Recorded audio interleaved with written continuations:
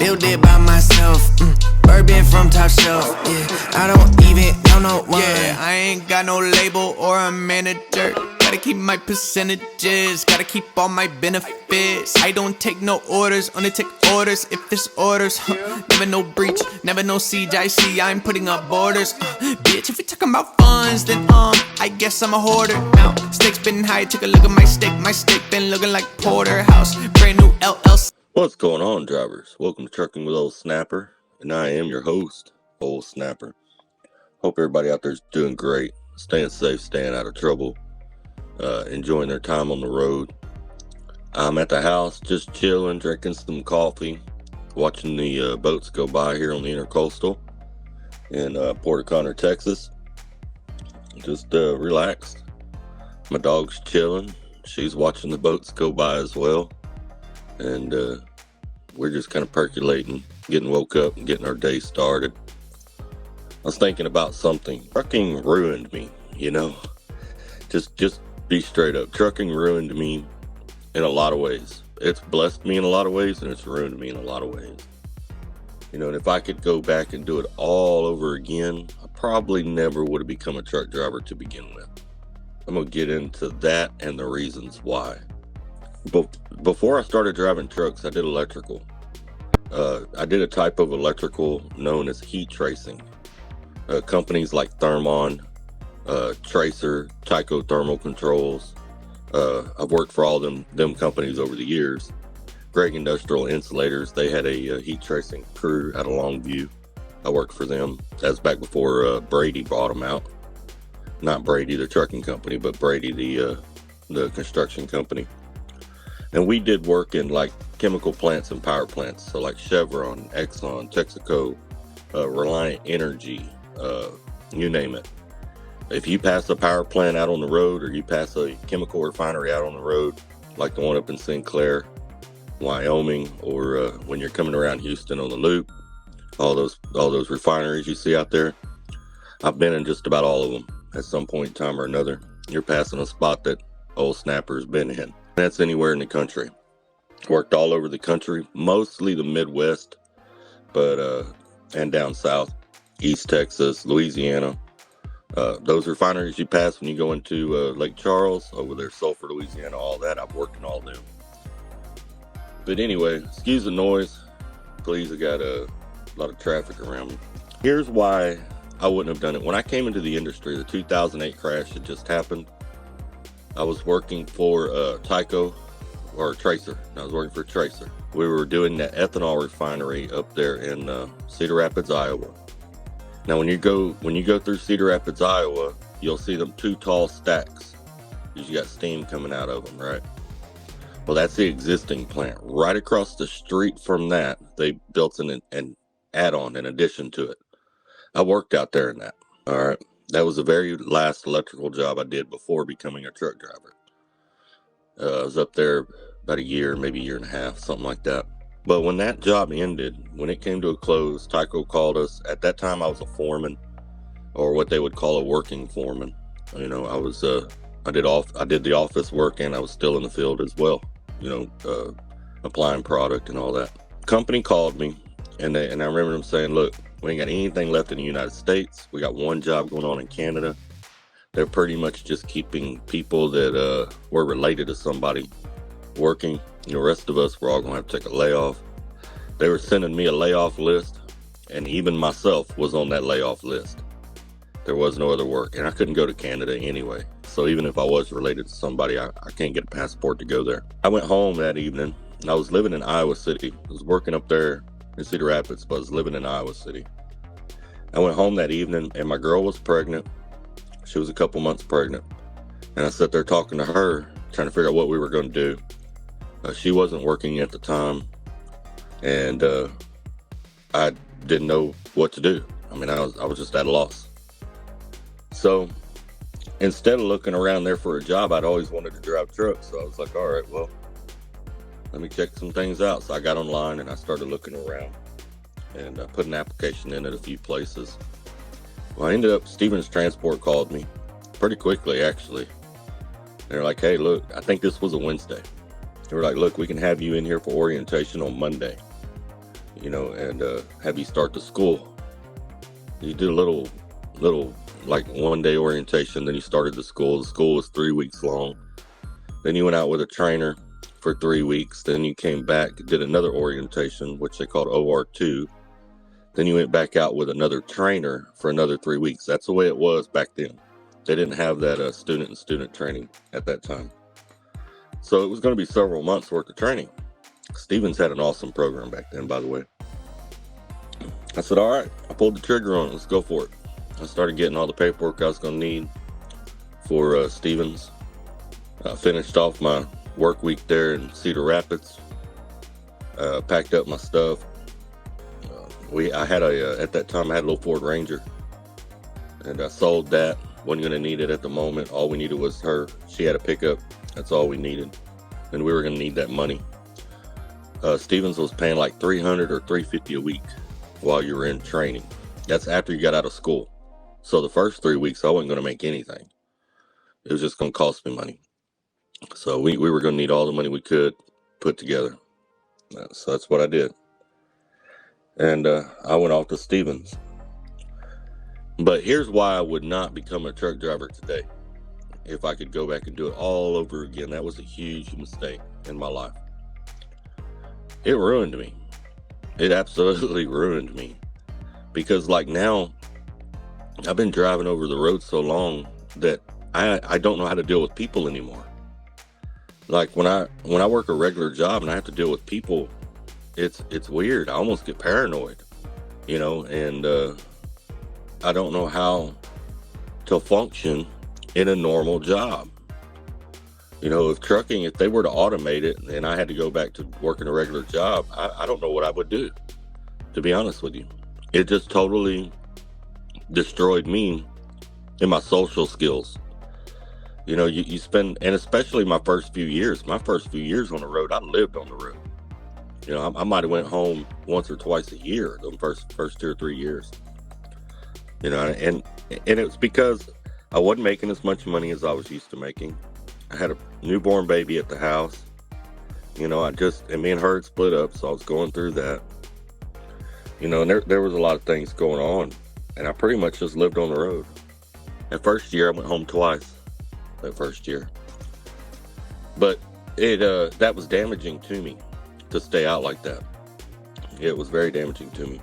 I've come home and I've worked local driving jobs twice, and I always kind of justify going back on the road because I'm not making as much money as I would on the road. But a lot of it's just because I don't know how to deal with people. I start getting paranoid, and the job feels weird. Going home every day, it feels weird. So I'll talk myself out of it and go back on the road. 2020, I think the end of 2020, might have been 2021. One of the two. It's been a couple years now. I came off the road for a few months to go do an electrical job. Now I get called on electrical jobs all the time. Most of the time I turn them down. But for whatever reason, at this time, I was like, you know what? I'm going to go do this. I'm going to go do this job, and then I'll come back to driving. I tried to take a leave of absence, but I was going to be gone too long for that. So I had to quit and then come back and rehire on. I was working at Creed at the time. So they knew I was coming back, that I'd be back after that job was over and all that kind of stuff. So I came off the road, went to work for Thermon. Thermon was who had called me. There were some people working out there that knew me. And they, so it was like, hey, come do this job with us. And I think they were planning on trying to keep me a little while and see how that went. But anyway, long story short, I ended up coming home. I went and did my drug test, my physical, my hair test. You have to have a hair test for all the chemical refineries. Did my hair test, all that stuff. And picked up safety gear. They sent me to Formosa, which is right by my house. I was coming home every day. And I was in Formosa for about 3 months, maybe, doing that job. And, I kind of lead man foreman type position. Same time, I was turning in daily progress reports and all that kind of stuff. Well, the crew down there in Formosa, most of those guys didn't know me. The guys that knew me were working in the office up in Houston, and one of them was working in Baton Rouge over there in that area. So, but they were kind of impressed, and I knew my shit, and I do know my shit when it comes to heat trace, both freeze protection and process. I also know steam tracing as well. You know, I can bend tubing, run tubing, all that kind of stuff. I read drawings, read PNIDs, all that stuff. So they were pretty impressed with it, and pretty much let me take over in the field for the most part. At the same time, as that job progressed, I kept getting sideways with certain people, and it wasn't necessarily their fault. It was more my fault, because I don't know how to deal with people anymore. You know, I don't know how to properly socialize or properly, you know, I know the job really well, but my ability to deal with how to explain it, my ability to deal with others is what's gone downhill. It's gone downhill a lot, you know. And you got a crew out there. There was probably 15-20 electricians on that job and steam hands, and then there was probably 150 insulators. It seemed like, I don't know how many insulators they had, different crew. I have the knowledge of the job down really well, and again, because I've done it for years. You know, that's something you don't forget. You know, you can not do it for a while, go out there and do it, it comes right back to you. So I had the knowledge of the job down, but my ability to deal with others sucked. It just absolutely sucked. I always thought that they were after me or trying to screw me over, and you know, it was a bad ordeal. So I ended up on the first layoff list out there by the time it was all done. Now, they used me up to make sure that job got done, but once it was at a point that it was just about done, they laid me off. I was in the first layoff, and I didn't even think about that the other night. A guy that worked with me out there called. I need to call him back. But I went to Houston, and they put me on a audit crew, which basically an audit crew is just you and a couple of other people, and y'all go out and audit these plants on past jobs and update them on anything that may need to be fixed. It's kind of like warranty work. How to explain it? It'd be like if you built a house and then every 2 or 3 years you go back and inspect your product and tell them if there's anything that needs to be fixed. And if they want to get it fixed, then they'll hire you to come back out and fix it. So I started doing that. And they sent me over to Louisiana. I went and did a job in Lake Charles. And then I went to Mississippi, I believe. Yeah, Pascagoula, Mississippi. I went and did a job over there, Chevron, I think. You can see that plant from I-10. It's a little ways off, towards the water, off of I-10, but you can see it. Went and did a little job over there. You know, and I was kind of cruising along, and that was working out a whole lot better because I was only dealing with a couple of people. You know, and they gave me a couple young kids, man. The Foltz brothers, they were great, man. Absolutely great. They weren't scared of heights. Anything you asked them to do, they would do. It was awesome, man. And when it came to the office, I pretty much just turned in what needed to be done. And we were good, and I was dealing with that. But even there, it would eat on me, you know, like, it still would eat on me. It's just so hard to explain. You know, like, it's so bad from being in a truck and being alone all the time that, you know, it's hard to even explain what it is that's hard to do.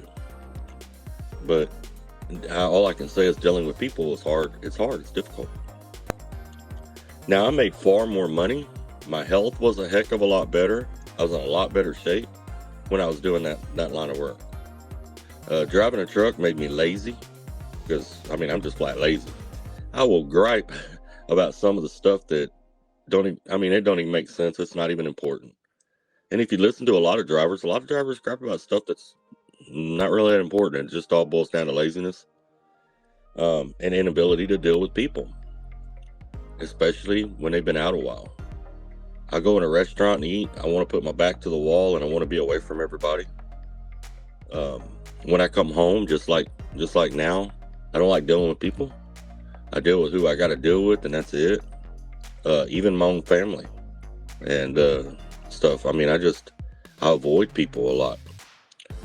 I like being alone. It's just weird. And it's weird because I like being alone, but I don't like being alone.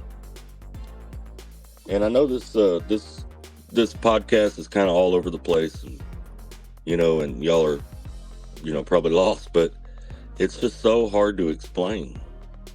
But if I could go back and do it all over again, I would not have done it. No way, no shape, no manner, no form, no fashion. Not only did I make more money before I started doing trucking, my overhead was less. A lot of truck drivers tell you, hey, we make good money, and we do make great money. But the problem is the cost, what it costs to live on the road. You'll hear guys say, well, I cook on my truck all the time, and that'll lower your cost a little bit.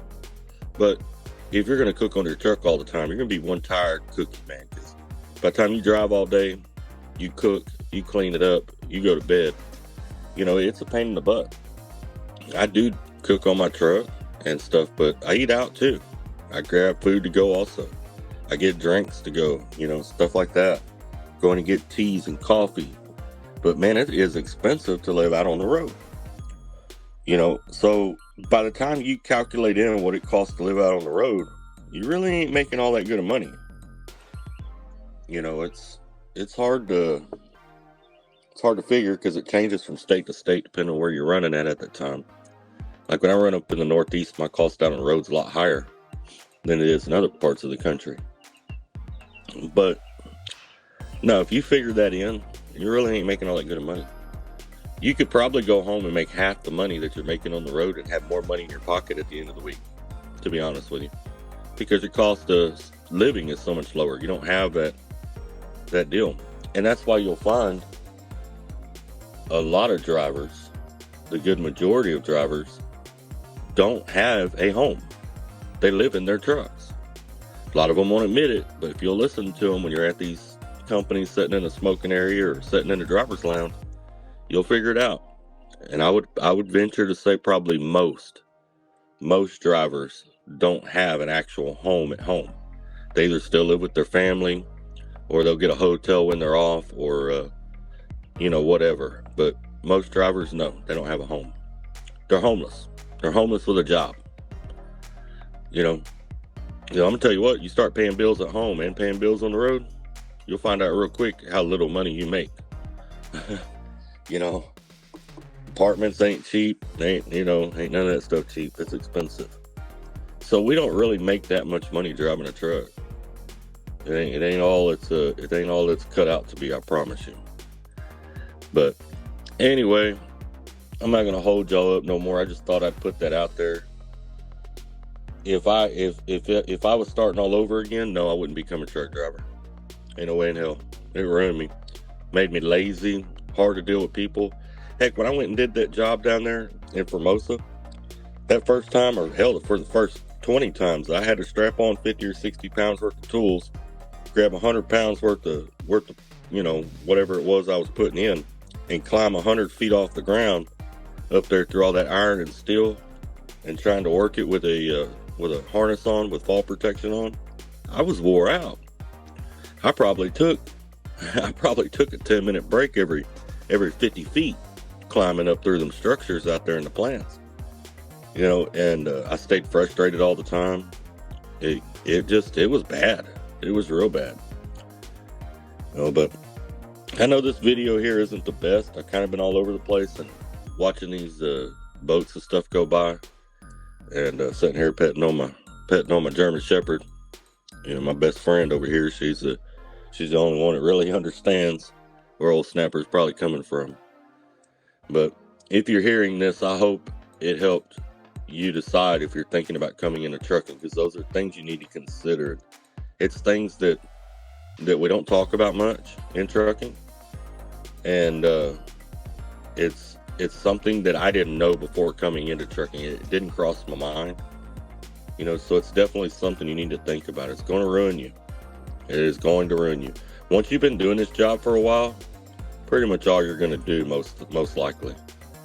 But y'all take care, stay safe. I appreciate all of y'all that hung out through all the babbling I've been doing this morning. I'm going to get back to enjoying my coffee and smoking me a cigarette before I start weed eating and doing the yard work around here. Y'all take care. I'm out. Please call the medic, this beat came to me on a stretcher. In the lab, I step to the mic and feel like I'm Dexter. I'm a man, dark world, but I'm still shining like treasure. Yeah, I got joy like ha ha ha. Wait, and I can't wear smiles, that's fake. Then I'm between love and strong. Hate clock says no time for mistakes. Ring the alarm, sirens go off, but I'm calm. My life resides in his palm. Submit to my pops, respect for my mom. Honoring both, so my life will be long. Third time, hit the charm of the third strike, had to.